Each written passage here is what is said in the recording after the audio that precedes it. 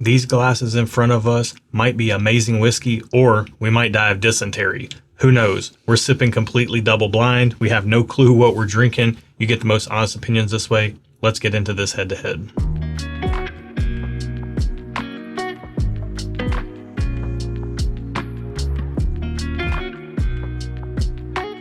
Welcome to Stuff and Whiskey. I'm Erin. I'm Josh. Thanks for joining us today. If you are new here, we are a couple who likes to sip whiskey. Yes. And we do it blind. We Erin, do. more the social sipper who likes a nice balanced pour with some good flavor. Yep. And you're more of the whiskey nerd. And I'm a whiskey nerd, so there is that. Yeah. But we don't know what we're drinking. We don't. We're totally blind.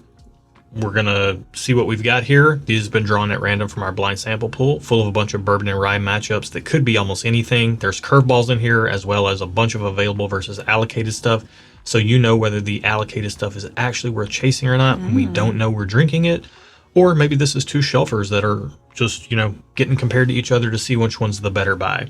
With all that said, let's go ahead and get into glass one. On the nose, we're going to smell it, taste it, rate it, and then we're going to find out the price and see if that changes how we feel before we find out what we're drinking. Again, this gives you the most honest opinions possible without any bias or anything. Let's get into it. On the nose. On the nose, it kind of smells like stale paper. Like a room that's been shut up for a long time and it has books in it or something. Okay. Or newspapers, and then you've finally opened the door to the room. So it's like kind of stale, but not in a bad way, like in a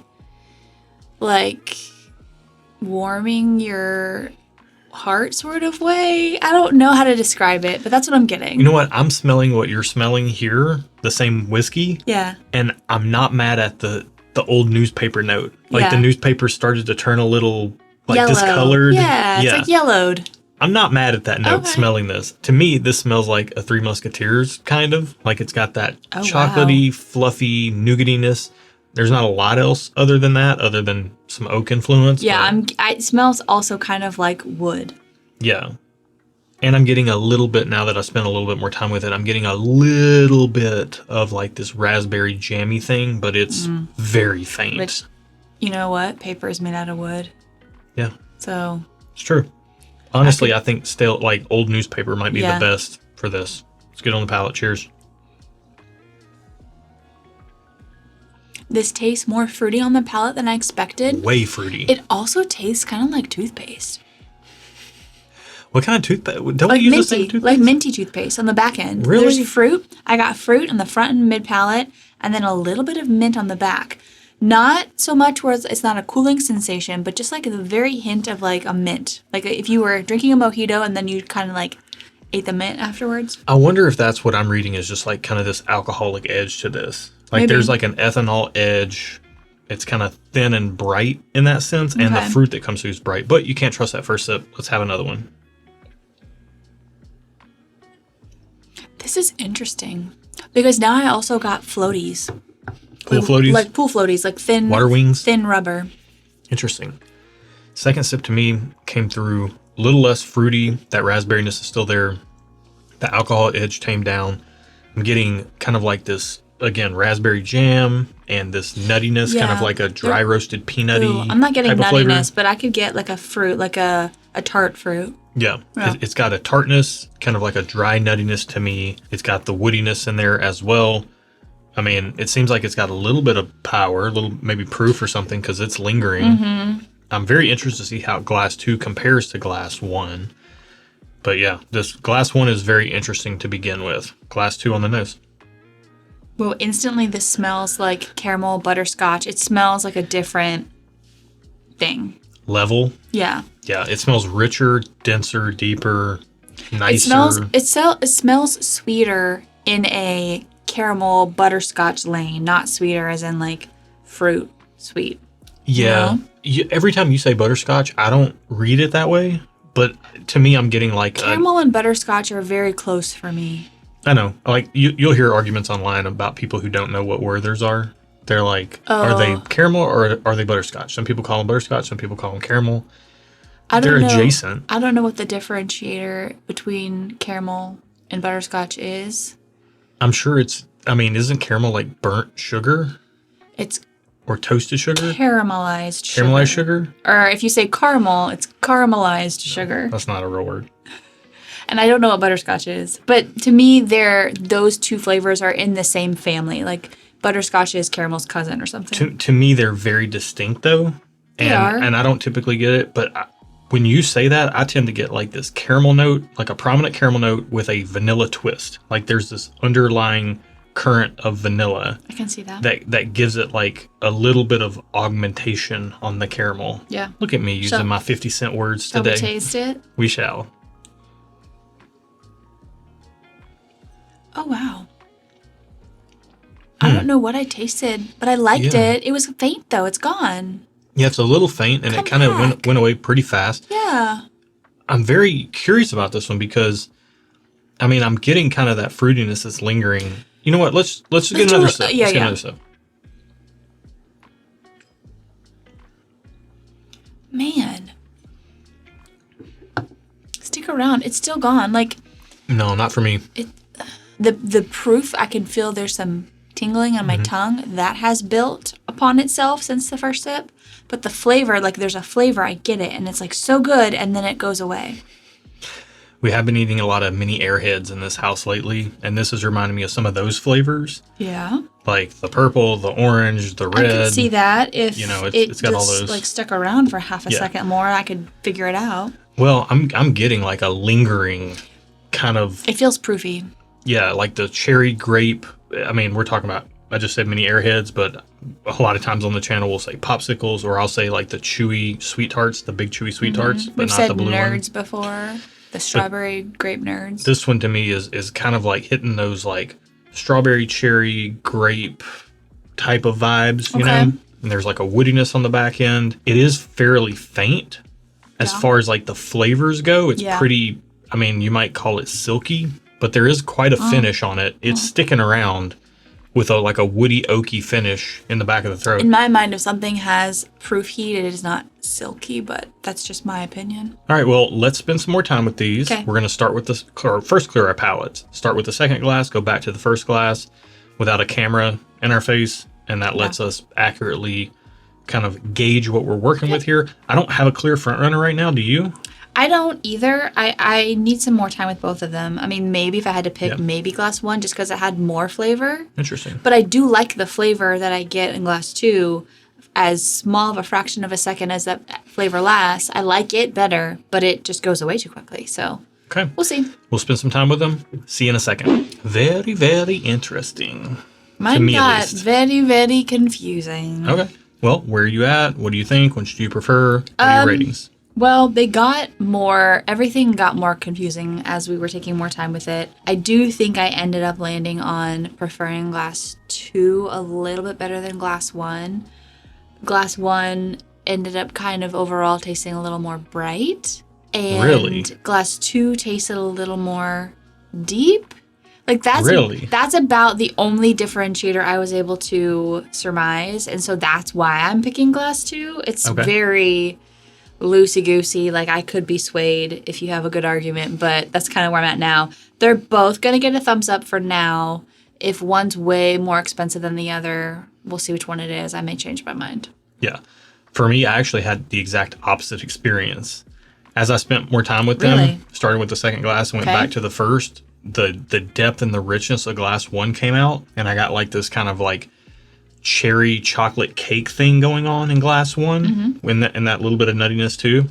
Whereas glass two to me went like all sweet tart, and it was kind of thin. The finish didn't last on glass two nearly as long as the finish on glass one lasted. I found glass one to be more interesting and more gripping, whereas glass two was just a little too bright and thin for me. See, personally speaking, I felt glass one was bright, but I'm getting some depth in glass one. Yeah. Glass one packs a little bit of base to it. We talked about this in some recent videos, but like glass one's got a little bit more in the base notes. And yeah, I like them both. I'm thumbs up on both of them. I like them both. I would like to have bottles of both of them. I think they're good. All right, let's find out what we've been drinking, or at least the price first, and see if that changes anything for us. And while Erin's looking up this in the key, I'll let you know you should look up our Patreon community if you want to get plugged into the best dang whiskey community on planet Earth. Amazing group of people who help each other find things, They're sharing samples all the time. It's a wonderful community. We feel lucky to be a part of it. We're glad they let us in, even though, we started it, but we're glad they let us stay. So check them out over there. That's also where we release our barrel picks, and those go in tiered order, and you can check that out. And we do all other sorts of things too, like giveaways and virtual tastings and live streams and bonus content and all kinds of stuff. So check that out in the video description below if you're interested. Okay. Glass number 1 is number 31 in our pool. What's the price? It is $150. Not surprised. It's got a lot of saturation of flavor. Yeah. It's very densely packed with flavor. What is the price on glass 2? Number 32 in our pool. Also $150. Really? Yeah. Okay. I don't know if I can stay thumbs up on glass 2. I don't know. Well, glass 2 smells thick. It smells like syrupy just from here. Yeah, there's just a brightness there that like a real sweet tart brightness. It's not my favorite note. Now, granted, let's let you guys know, you are more of the like... I can see that. You're more of the sweet tarts, airheads, hard candy girl in the house. I'm more of the candy bar guy. And glass 1 leans more towards the candy bar side, whereas glass 2 leans more towards the hard candy side. Okay. That's how in my mind I read these. Yeah, I'm going... It's $150. So thumbs up for us is I would like to have a bottle of it. I will spend my money if I can reasonably easily get it to get a bottle of it. I don't think I'm going to spend my money, $150 on each of these to get a bottle of these. Now, if I was able to come across any of these at a bar where I could pay for a pour, even if it was an expensive pour, I probably would do that. So I'm going to go just okay, because for me, that's what just okay means. I don't necessarily... Both of them? Yeah. I don't need to have a bottle of these in my home, but I like it enough where it's not a thumbs down. I like both of them enough where they're not thumbs down. I do enjoy them, but I don't need to purchase them with my money in my home. Just okay. Okay. I will say thumbs up on glass 1. It's not the type of thing I reach for all the time, but it's got those $150 kind of special whiskey. That's special whiskey money to me, and it has some of those elements in it, and I would like to visit that from time to time, whereas glass 2, that sweet tart flavor, it's not quite my thing. It's a little bright, a little thin. I'm going to go to just okay on glass 2. I'm not a hard pass. I don't hate it, but I probably, again, to Erin's point, wouldn't necessarily want to buy a bottle, but I would be happy to buy a pour in a bar or something if I'm in this mood. Yeah. So you're just okay on both. I'm thumbs up on glass 1, just okay on glass 2. Let's find out what glass 2 is first. Number 32 in our pool. Glass 2 is... Whoa. I am shooketh. This is Pappy 15 year. Glass 2? Yes. Why is it so bright? Wow. What's glass number 1? Calumet 16. And the Pappy is thanks to Justin Williams, so thank you, Justin. Wow. Wow. I've had Pappy 15 year before, right? Yep. And I didn't like it. Correct. I like this. I like Justin's Pappy. Is there a reason why this one tastes different? Nope, because the one you didn't like was also Justin's. Yeah. Wow. Interesting. It had a Buffalo Traciness to it, but like the age is not coming across to me in comparison to the Calumet 16. So here's the thing I usually, historically, other than this pour, have gotten on Pappy Van Winkle products is like a sour note. Like turned milk, rotten straw. I've gotten like that is normally what I get on every Pappy that I've ever tried except for this one right now, and I've apparently tried this one before. So that just goes to show you that your palate can change over time, or it could be day dependent. What I've eaten today, like who knows. So don't rule something out exclusively. Like I have historically exclusively ruled out any Pappy products, and I know that they are hard to come by, so I should feel blessed that I even get to try a Pappy product. But when you have a YouTube whiskey channel, sometimes you get to try things and you don't realize how blessed you are. So I'm taking accountability for that. I am #blessed. Too blessed to be stressed. All that mess. So thank you, Justin, for sharing your Pappy. Yes. And I did like this, so cheers to that. What's wild is that I preferred the Calumet, and I put this matchup in here because Calumet 16 is 106 proof, Pappy Van Winkle 107. 15 is 107 proof. Yeah. So we're within a proof point of each other. And if you get them at retail, they're about the same price. However, you're probably not going to get Pappy 15 at retail. You're Yeah. probably going to get Pappy 15 for like $1,500 to $2,000. Oh, on that price, I am a thumbs down. And I'm just letting you know. They're actually discounting Calumet in a lot of places. Calumet 16 down to $99. Why? Just because not people aren't selling? buying it. Yeah. Oh. Now that I taste them both, I can kind of see it, but the Pappy's really not coming through with the like syrupiness that I've gotten on it in the past when I've tried it. And the Calumet is coming through. I can now get the cherry, vanilla, caramel conglomeration, and there's a little nuttiness in there too. I think I did say this off camera, but I said that this was syrupy, the Pappy.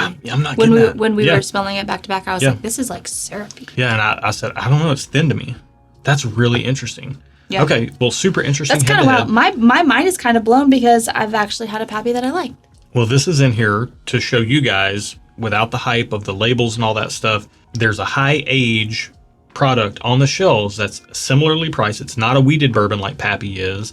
And I think that does translate to the palate. There's a little bit more, Yeah. I read it as a little bit more oomph on the palate, but I like that. And if I'm buying something for $150, I want it to have a little oomph on the palate. And the Pappy came across a little thin to me, but not to Aaron. Not to me. So This highlights both the fact that there are available alternatives on the shelf. It also highlights the fact that palates differ between two people and between one person day to day. So like, this just goes to show you why are we even doing this channel? for fun. I feel like all whiskey tube channels can just cease to Look, exist. Whiskey and tasting of anything is not an absolutely objective metric. It's all subjective, Yeah. and it's even It's an art, subjective. not a science. It's subjective to yourself day to day. Yeah. So, don't take it too seriously. Have fun. Do blind tastings like this. Entertain yourself and your friends. You're our friends. It is kind Hopefully of fun. we're entertaining you. It is kind of fun. I hope Justin watches this video to see that I Yeah. like the Pappy because historically I have not. Yeah, there you go. And if you have historically not liked our videos, you probably shouldn't subscribe to the channel. But if you do like videos like this, you should absolutely You should. subscribe. Yeah, we want Give us you. a like. Hit the bell if you want to join us for a live stream. We're doing silly stuff like this all the time over on those. And I want to let you know right now, if you're watching this video today, this Sunday, September the 22nd, we are launching a GoFundMe as a fundraiser for mental health to Write Love on Her Arms, which is an amazing charity organization, 4-star charity from Charity Finder or Charity Navigator, 100% score on their financials. They take the money and they help people. They provide hope and they help people find help, and they provide direct help and scholarships for people to get help as well. So your money that you're donating is going towards a very good Yes. cause that's helping people and honestly very, very likely saving lives. So the fundraiser is officially open as of September 22nd. Yep. Tune into our live stream. We're going live on Sunday the night. live stream where we will cap off the fundraiser and do some really fun games and giveaways will be October 6th. So check that out, and then you can donate to the fundraiser up until that night. Yep. So a bunch of stuff happening in the next 2.5 weeks on the charity front. Mental health affects us all, so please tune in. Absolutely. Help out. Even $10 could get you entered to win some really cool bottles. If you have bottles that you'd like to donate to the cause, we could absolutely use those. The more bottles we have, the more money it helps us raise for the fundraiser. And by donate to the cause, he means to be part of a giveaway. Yes. So contact us at stuffandwhiskey@gmail.com and we can get you added to the list. Absolutely. And I think that's it for this week. That's it for today. Be good to each other. And until next time, cheers. Cheers. Is that good? Did we cover everything? Yeah. I'm just shocked that I liked a Pappy. That never happens. It honestly for you never does. That's the first time. I'm really surprised. I actually quite preferred it. Over time, it got syrupy. I don't know, that Calumet's still winning for me. That's crazy. The Calumet was good too. Like they were both good. I think because they were both good, I had to pick one, and for some reason this one just it smelled darker. Here's the thing to note. Both these expensive pours, neither of us 2 thumbs up on either one of them. Oh, before yeah. we knew what they were. I mean, I was just okay I on know. both of them. No, but before the price, we were both thumbs up. Mm-hmm. Neither of us 2 thumbs up. That speaks volumes. To the price that these are, I'm spending $150. I want a 2 thumbs up pour. Well, you're going to spend a lot more for this one than 150. No, I'm not. So